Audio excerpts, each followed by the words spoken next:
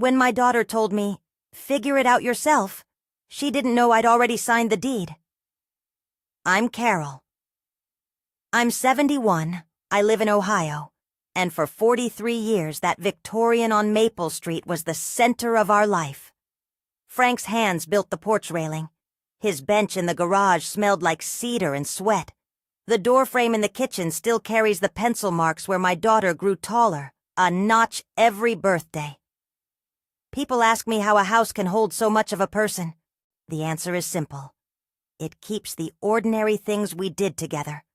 The kettle that whistled every morning, the patched wallpaper in the hallway where Frank and I argued over colors, the coal gray paint he refused to change because it matched the sky the day he proposed. The house wasn't just wood and nails. It was the ledger of a life. Frank died 5 years ago. He was a carpenter with a laugh that made the whole kitchen warm.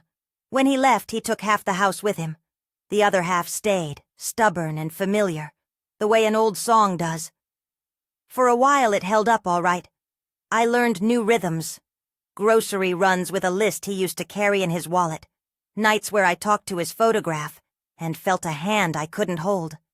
The big things people notice, the funeral, the paperwork, were only the beginning. It was the tiny, daily things that wore on me. The furnace that coughed in November like it had asthma. The front steps that needed a handrail. The leaking attic window that pooled rain into a tin can every spring. I could get a handyman for a while, but the bills kept coming, and my knees kept reminding me I'm not 30 anymore. I say all this because nostalgia can be dangerous. It makes us believe we owe immovability to the places where we loved. For a long time I told myself I'd stay put until the very last breath because that was what Frank and I had built together. I wasn't wrong to want to hold on to it. But loving a place and living in it are two different things. One is memory, the other is work. At 71, the work had started to outweigh the memory.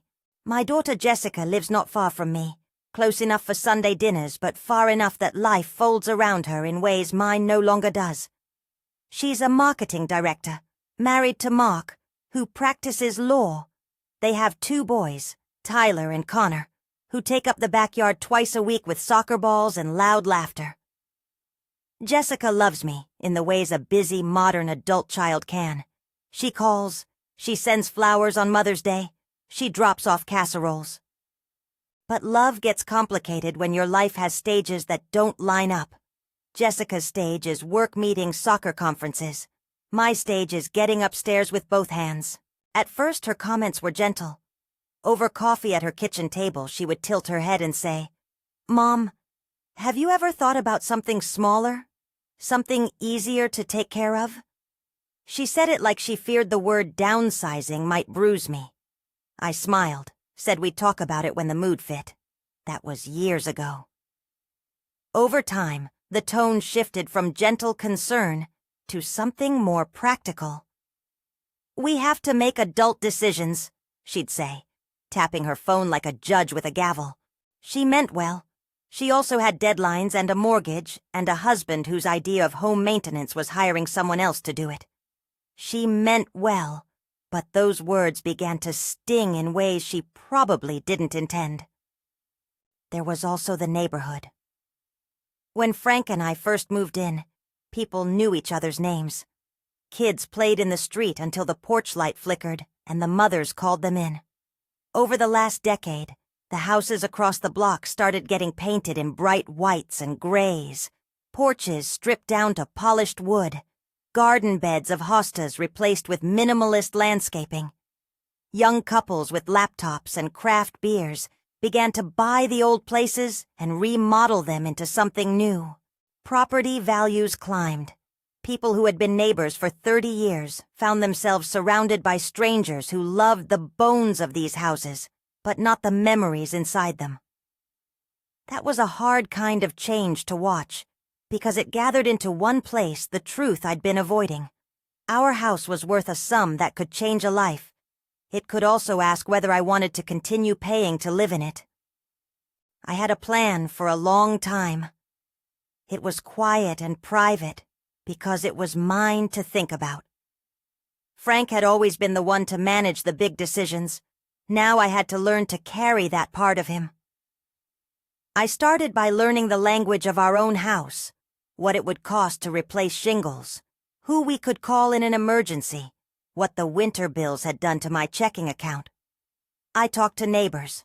I went online, which was an education by itself. My fingers learned the strange rhythm of real estate sites and neighborhood apps. I did not talk to Jessica about any of this, not because I wanted to hide things, but because I wanted to decide before I had to explain.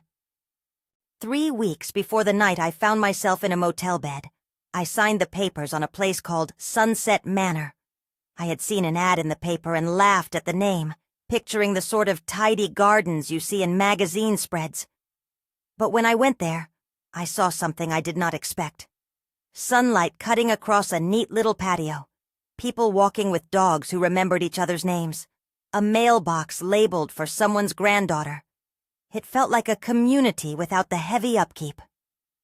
A 2-bedroom condo, ground floor, small patio, and no gutters to climb come November. It was not a betrayal of Frank.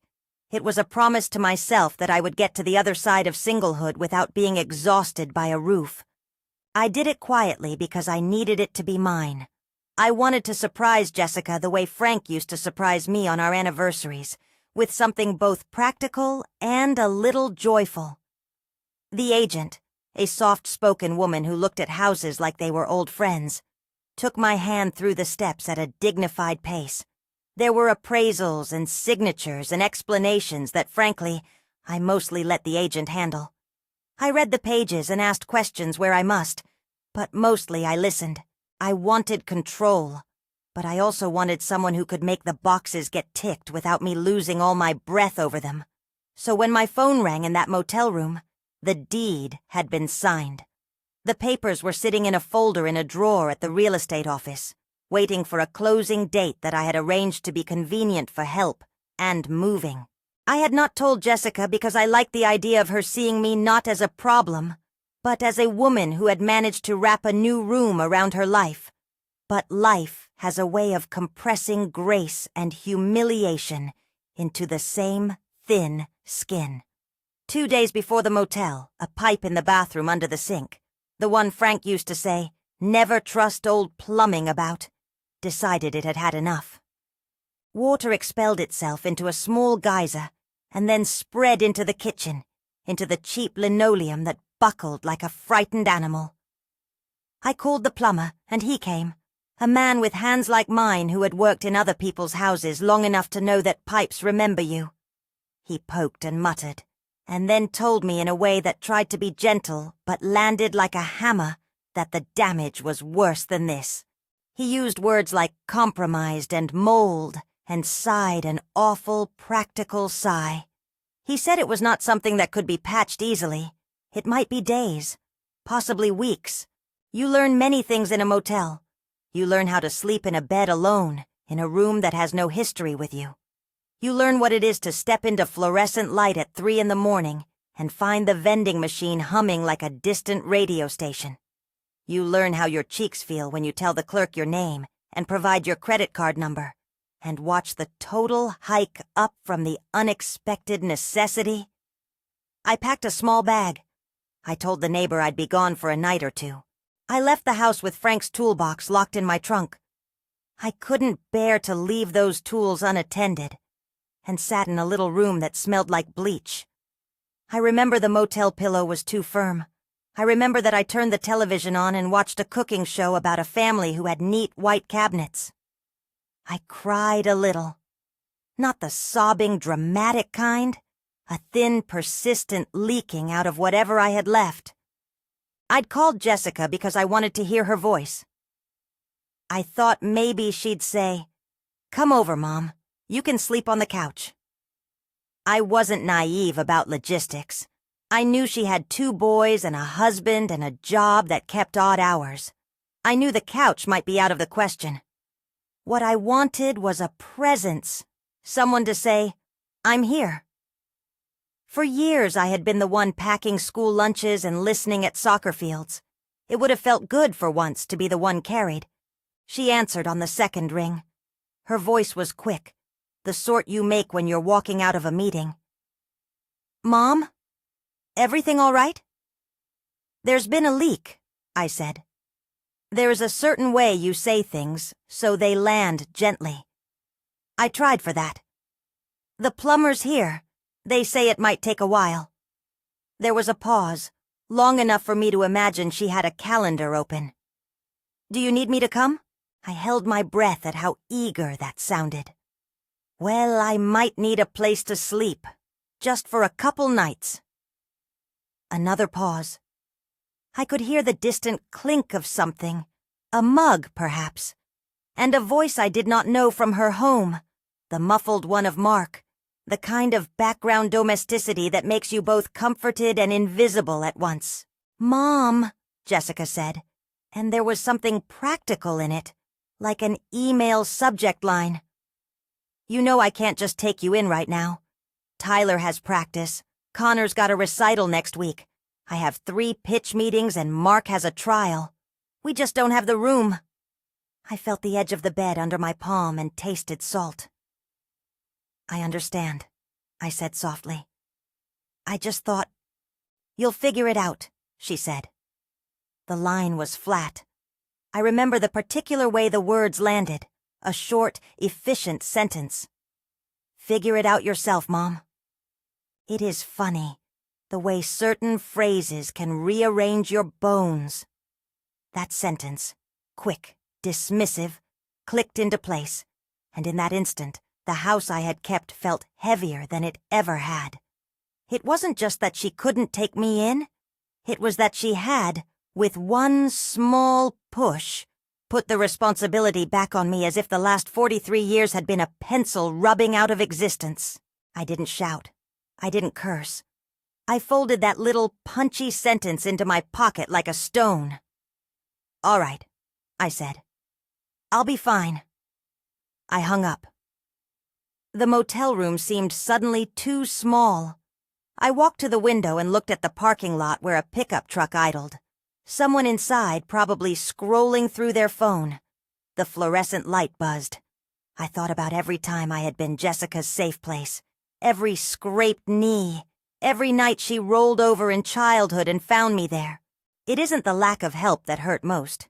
It's the tone, the transformation of concern into a scheduling problem. She had every right to her life. I had every right to be disappointed. But here's the thing that kept me from curling into myself and staying there. She didn't know. She didn't know that 3 weeks earlier, I'd signed papers for Sunset Manor. She didn't know that I'd arranged for an agent to hold the folder in a drawer and schedule a closing date for a month out when friends could help with the move. She didn't know that I had already donated some of Frank's tools to the vocational school. I'd taken them down in my car the week before, and watched the kids' faces when they opened the box like it might be treasure. I had kept that part private because I wanted to wrap it in the kind of surprise that laughter brings, rather than the kind that leaves you feeling patronized. What she did know was that I had the house. That was the visible thing. People make assumptions from visible things, and when she said what she did, she was speaking to the visible problem. The old house, the leaking pipe, not the invisible planning hatched in my kitchen. After the call, I didn't call her back. I sat on the edge of that motel bed and thought about the tool bench in my garage where Frank's plane still sat. I thought about the pencil marks on the doorway and the way light fell on the dining room table at exactly 3 p.m. in October.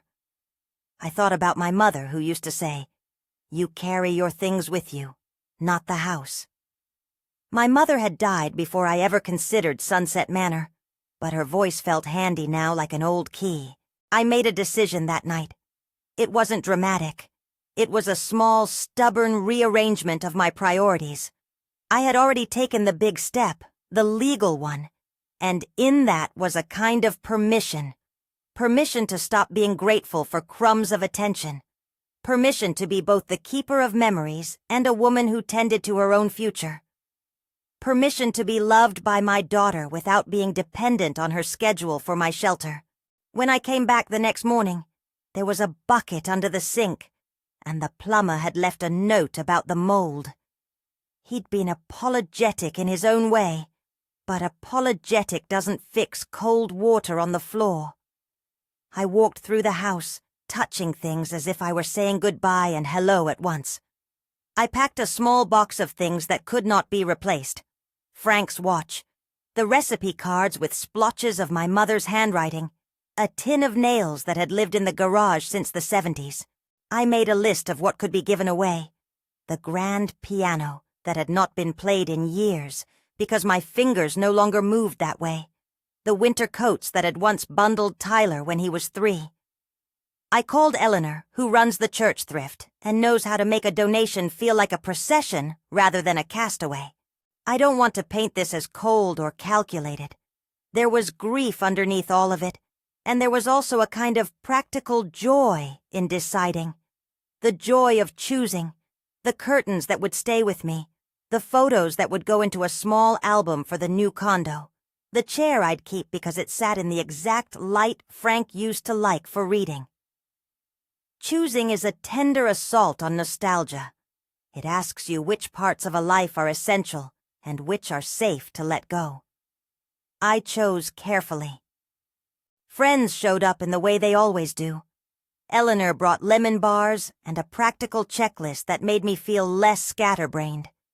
The ladies from church came over with wrapping paper and labels, and we turned packing into a kind of ritual.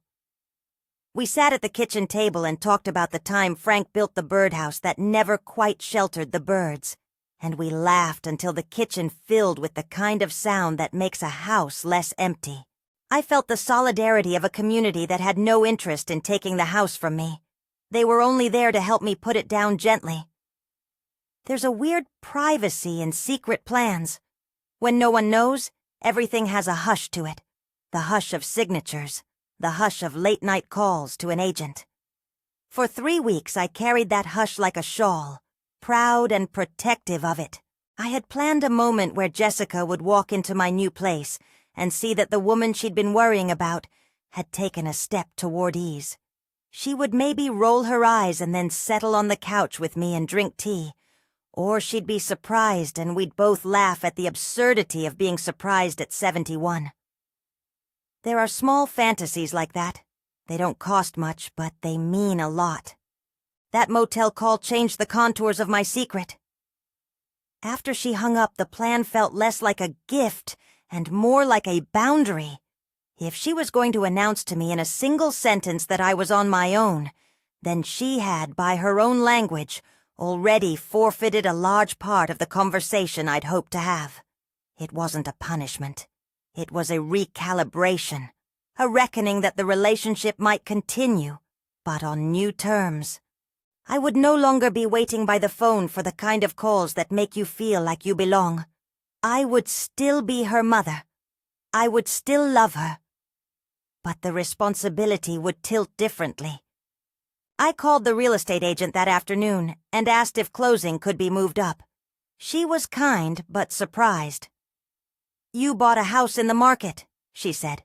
"We can try to expedite, but closings take their course." I didn't tell her about Jessica. I didn't need to.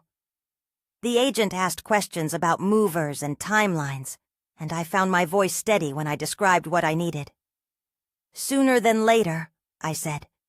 "If it can happen in 2 weeks, that would be ideal." That decision set off a small chain reaction. I called the vocational school to arrange the pickup of Frank's tools for that week. I found a young couple who wanted the dining set and left the rest for donation. I started cataloging what would be boxed and what would be sold in the little yard sale I would hold in the last weekend before the move. Each call, each small arrangement, was a stitch in a new garment I was making for myself. There were moments when guilt tried to crawl back. I would stand in the living room and run my fingers along the banister Frank had sanded himself until it shone, and think of Jessica in a hurry, balancing family and career. Maybe she couldn't help me because life had become complicated in ways I didn't see. Maybe it was an honest blind spot. That thought made the wound less sharp, but didn't change the fact that I had to decide for myself now. A few nights later, I sat on the porch and watched a neighbor pull up a new shrub in a tidy square of mulch. The wind carried a smell of cut grass and something like possibility. It occurred to me that homes are always being remade. You can resist it and let the resisting erode you, or you can make the remaking into something you choose. I chose the latter, and that night, with the signed papers quietly safe in the agent's drawer, I went to sleep with a lightness that surprised me. The packing began in earnest the following week. Eleanor and a couple of friends spent a Saturday with me sorting through closets, and when we came to Frank's workshop, we took our time. His tools were his language, his plane, the chisel he used on the mantel, the little wooden soldiers he'd carved for Tyler when he was small. Each carried a memory. We boxed the smaller things and wrapped them like relics. The big things were tougher. There are few gestures in life as symbolic as putting a loved one's things into someone else's hands. When the vocational students came to pick up the box of tools, they were like kids in a candy store. They admired the weight of the plane and the way Frank's initials were carved into the handle of one screwdriver. I told them the story of how Frank taught me to sand in straight, patient strokes, and their faces were open in the way young faces are to history that is not theirs. They promised they'd put the plane to use. It made letting go easier. There were other rituals. I took photographs of the rooms the way a museum might, wide shots and close-ups of the marks on the doorframe, the pattern of sunlight on the kitchen table. I copied recipes into a small journal because some things are not content to be left behind. The blackberry pie, no. One that always rose imperfectly but tasted like our summers. The bread recipe that my grandmother had left, scribbled on an index card. I labeled boxes with both practicality and tenderness. Dishes, daily, Frank, paperwork, memories, fragile. At night I would walk through the house with a flashlight and look at things as if I were learning a new language. I sat in Frank's chair in the den and listened for the sound of his radio that used to hum softly in the evening. Sometimes I would cry. Sometimes I would laugh at something he'd said that came back to me. The odd jokes, the way he'd whistle off key while staining the deck. These were not marks of weakness. They were proof that a life had been lived, and that the things I am shedding are not being abandoned, but honored by the choices I make about them. There were practical obstacles, the kind that happen when two calendars and a life intersect. The movers who did senior transitions were booked.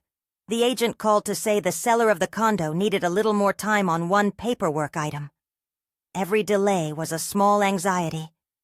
I caught myself thinking of that motel call, and the phrase, "figure it out yourself," made my hands clench in my pockets sometimes when I wasn't looking. It had the power to return like a small tide, pulling at the edges of my courage. Still, the secret rested in my pocket like a seed. The more I packed, the more I felt the ease that comes with lightening a load. The house wasn't empty yet. It was just less crowded with obligations. I was careful with it. I wanted to leave it in a way that honored both its past and my future. The idea of leaving didn't mean vanishing the memories. It meant carrying them in a new shape. A photo album, a recipe book, a plane passed into young hands. One afternoon, while sorting through the attic boxes, I found an old letter Frank had tucked behind a stack of newspapers. He had written it in his spidery handwriting the week I turned 40. "If ever you feel like you need a hand, you have mine still." He had meant it then, and somehow reading it now made it easier to mean it for myself. I folded the letter into my pocket, not as a defense, but as a benediction. I planned to tell Jessica in my own time. I wanted the first revelation between us to be about my calm and my choice, not about blame. I imagined telling her over tea, a moment where she would see that I had acted, and perhaps she would be proud. There is so much unsaid in families, and often the unsaid becomes a rope that tugs at the heart. I wanted to unclench that rope and show her the new horizon. There are many ways for a story like this to go. You can let it harden into a grievance, or you can let it become a turning point. I chose the latter. That doesn't mean I wasn't scared. I was. Moving is a kind of admission of mortality if you let it be.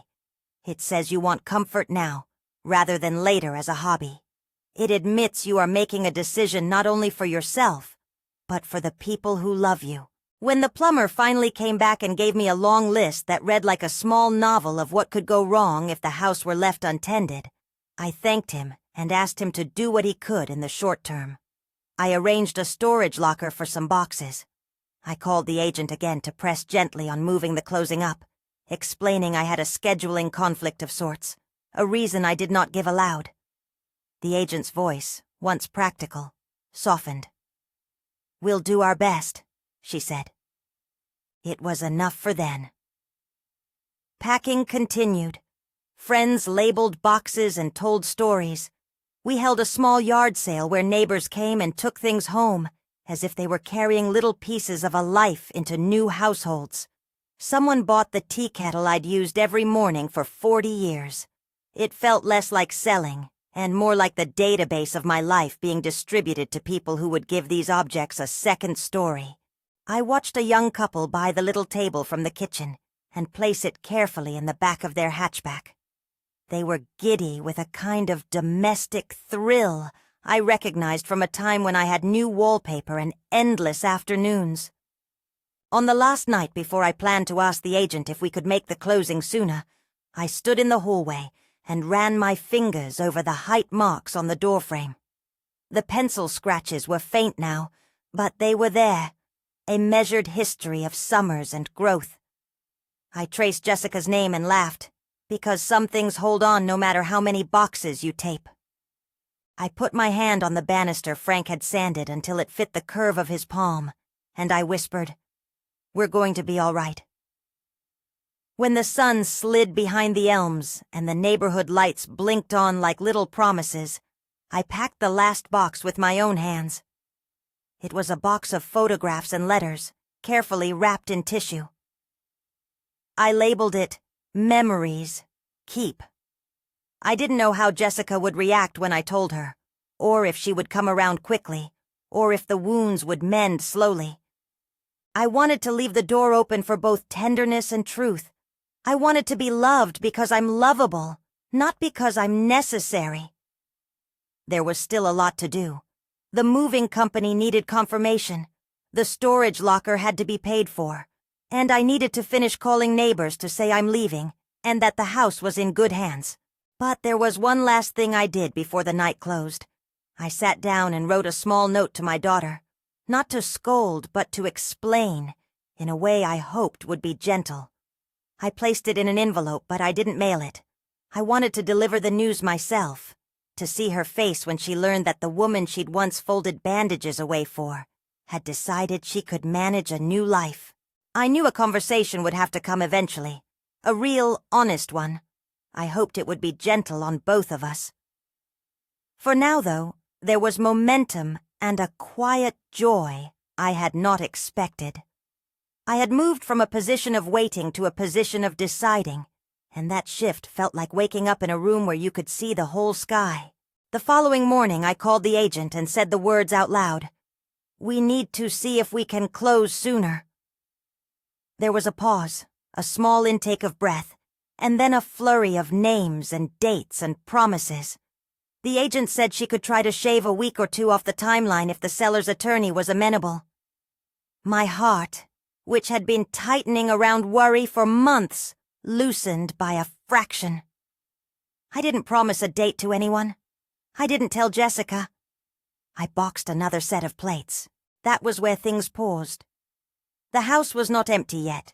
The deed was signed at the agent's office, but not yet in my hands. The phone still sat heavy in the kitchen drawer, and a conversation waited at the edge of my life, like a thin glass between two rooms. I could feel the shape of the next few days forming. A closing to expedite, boxes to move, a daughter to confront the surprise that would not be a surprise to me. I had chosen movement over stasis, choice over waiting. The rest, I told myself, I would meet with the steadiness Frank used when a board needed planning. Careful, patient, true. If you're the kind of person who likes true life stories, stick around a bit. There's a little payoff coming. The agent made good on her promise. Papers were shuffled, signatures moved forward, and somehow 2 weeks slipped off the calendar like a sleeve. I remember the morning of closing because I woke before dawn, put the kettle on, and felt that old, small tremor you get before a recital. It wasn't fear exactly. It was the hum of doing something final and honest. I dressed in the cardigan Frank had once tugged at when he teased that I was too serious, and I drove into town with a box of unopened tea bags in the passenger seat like a talisman. The closing room smelled faintly of coffee and polished furniture. There were the expected papers, plenty of them, and a woman at the table who introduced herself as the seller's attorney, with a smile that suggested she had seen this scene many times. I signed my name in a dozen places, each flourish a small letting go. When the last page was initialed, the paralegal slid a small packet across the table toward me, with the familiar, absurd weight of formal finality. Before I left that office, I did what I'd planned for weeks. I called Jessica. It wasn't theatrical. I didn't march into a courtroom and shout that I had sold the house. I dialed the number and waited, hand in my lap, smoothing a paper edge. Her voice picked up on the second ring, the quickness of someone between meetings. "Mom?" she said, hopeful the way people say things when hope is mostly what they're buying. "Jessica," I said, "I wanted to tell you in my own voice. I closed today." There was a sound at the other end that was like an intake. "You what? Mom, you sold the house?" "I did," I said quietly. "It closed this morning." Silence. Then, "But why? How?" "Because the house was asking more of me than I had left to give," I said. "I needed something easier. I found Sunset Manor. It's a 2-bedroom ground floor. I like the light out back. I moved with help from friends next week." Her breath came faster. "Mom, you didn't tell me. We could have figured out—" "I know," I said. "I know. I wanted to tell you as a surprise. I thought you'd be proud." I could hear her swallowing. "The house sold for $475,000, Jessica. After fees and what had to be done, I cleared over $400,000. I used what I needed for the condo and set aside the rest." You could have heard a pin drop, I imagine. Her line broke like a distant wire. "Over 400,000? Mom, I had no idea. We could have helped you. I never meant to—" "Listen to me for a minute," I said, and something steadied in my voice that surprised me. "When you said on the phone to figure it out yourself, it hurt. Badly. But I wasn't asking you to fix my life. I was asking for presence. I wanted you to simply show up for me. You didn't. I wasn't cruel. I was precise. But I did figure it out myself." She began to talk all at once, apologies threaded with explanations about deadlines and Mark's trial and the boys' schedules. Her words slid into one another as people do when they're trying to fix something with language. I let her speak. When she stopped, exhausted, she said, "I'm so sorry, Mom. I wish I'd known. I know you're busy," I said. "I know you have a life full of things that matter. I'm not here to punish you. I'm here to tell you what I did, and to tell you I need our relationship to change a little.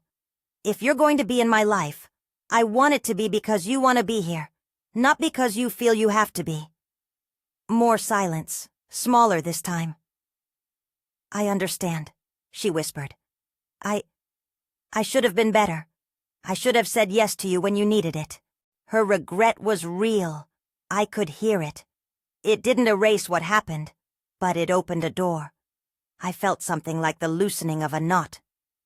When I hung up, the packet of papers felt oddly warm in my bag. Selling the house had not erased the tenderness of 43 years. It had given me a bed that made my knees stop complaining, windows that opened without the protest of old paint, and a tiny patio where my geraniums wouldn't get drowned by a roof leak. It gave me hours in the day that were not eaten up by raking or climbing to clean gutters. It gave me a different kind of morning. Moving day was a small festival of practical kindness.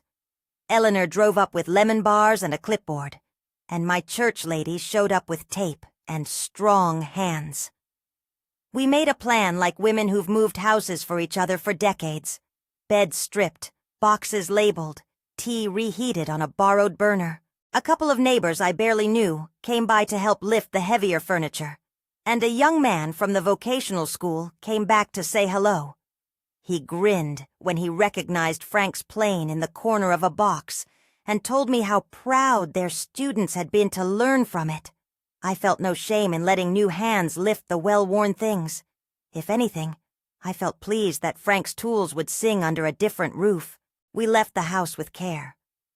I didn't stage a dramatic last walk-through. I went through each room and stayed long enough to breathe the pattern of it into my chest.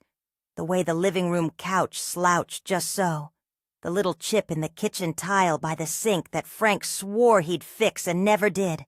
The map of light on the dining table at 4 o'clock in the afternoon in October. I packed those images carefully, as if tucking photos into a book. Then we closed the front door, and the young couple who bought the house, they were early 30s with a baby on the way and an easy way of smiling, promised to tend to the porch and the rosebush out front. It felt right. Sunset Manor turned out to be everything I'd hoped in the practical ways and more in the small human ones. The condo had a low step and a porch for my morning chair. Sunlight came in the exact pattern I had pictured. The maintenance team took the gutters out of my list of chores, and there was a small community room where a knitting circle met on Thursdays, and someone always had a pie on the side table. I unpacked the box marked Memories, Keep First, and set Frank's watch on the mantel where the light would catch it. I put up a photograph of our family on the small shelf, and a note from my mother beneath it. The rest went into cabinets labeled with the same tenderness we'd used in packing. It would be easy to paint my first weeks there as a relentless triumph. They were not. I missed the small, stubborn flaws of the old house, the way the front steps protested winter, the squeak of the den door at night. There were mornings when grief would wedge itself into the hour like a pebble in a shoe. But grief and relief can share the same bench. You can sit with both without losing your balance. Friends visited. We took a small housewarming where people brought casseroles and stories. Tyler and Connor came by one lazy Sunday with baseball caps on backward, and they found a spot on the small patio to play with a toy car, while Jessica and I made tea.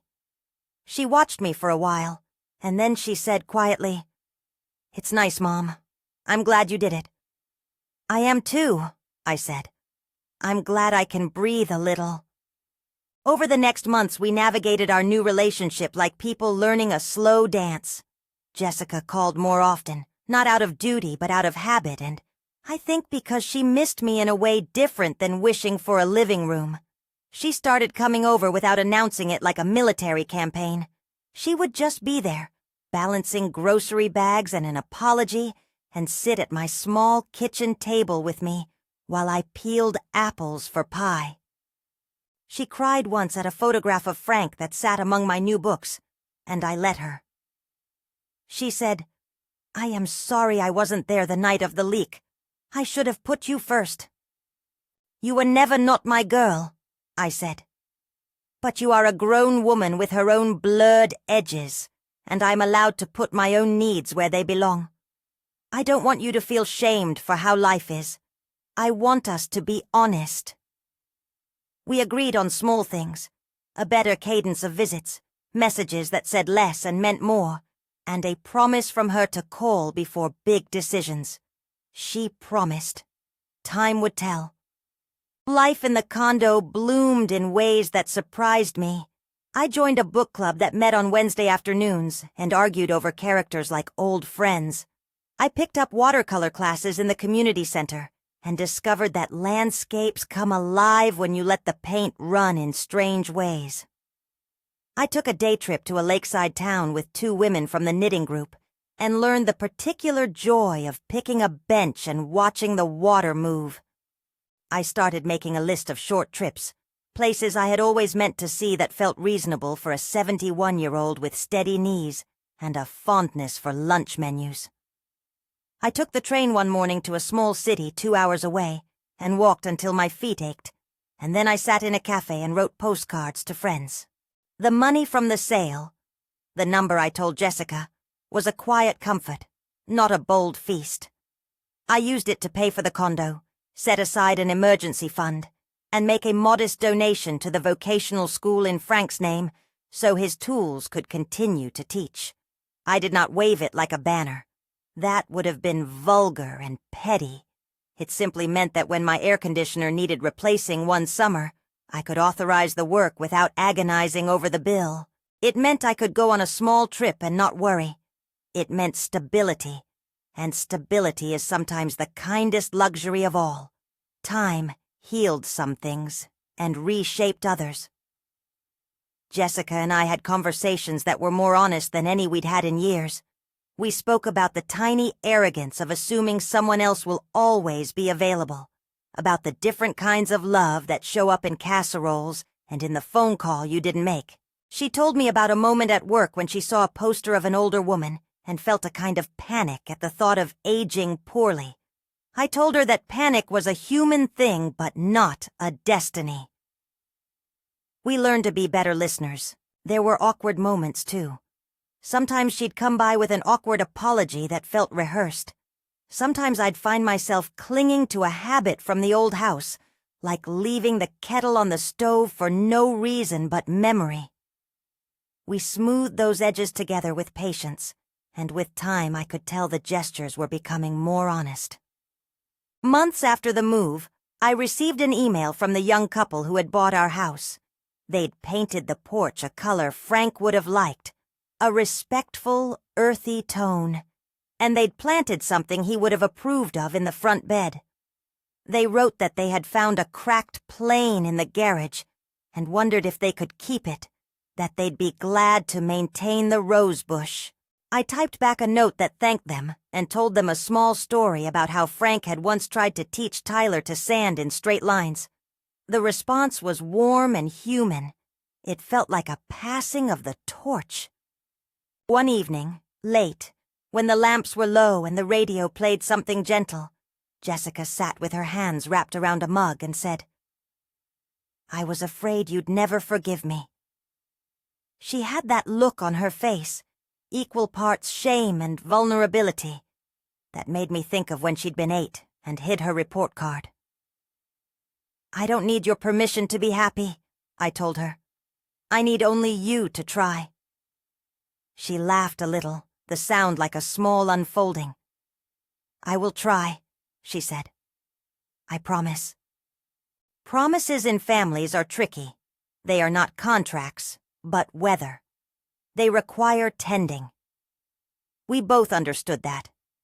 I learned things about myself in the months that followed, not because I had become a different person, but because the scaffold of daily tasks had shifted.